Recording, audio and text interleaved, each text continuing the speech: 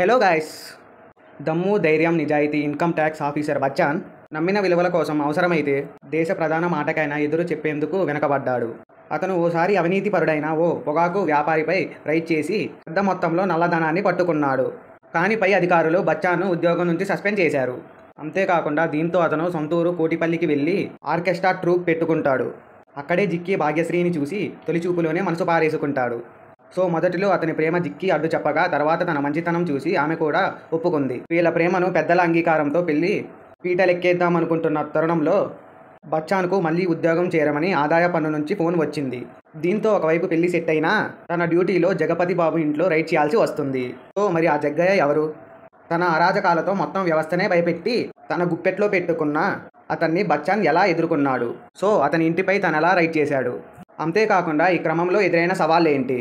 బచ్చన్ జిక్కీల పెళ్లి సుఖాంతమైందా లేదా అన్నది మిగిలిన కథ. దేశ చరిత్రలోనే ఆదాయ పన్ను శాఖ చేసిన అతిపెద్ద రైడ్ను సో ఆధారం చేసుకుని హిందీ రైడ్ను రూపొందించిన సంగతి తెలిసిందే. హరీష్ ఆ కథని తనవైన శైలి మార్పుల చేర్పులతో Ravi Teja mark mass action entertainment జోడించి సరికొత్త తెరపై చూపించే ప్రయత్నం చేశాడు. ముఖ్యంగా మార్తుకతో పోల్చితే ఈ చిత్రం విషయంలో హరీష్ చేసిన పెద్ద మార్పు సో అక్కడ లేని లవ్ ట్రాక్ను ఇక్కడ జోడించడమే. అదే ఈ సినిమాకి ప్రధాన బలంగా చెప్పవచ్చు. మరిన్ని అప్డేట్స్ కోసం వీడియోని లైక్ చేసి సబ్స్క్రైబ్ చేయండి. Thank you.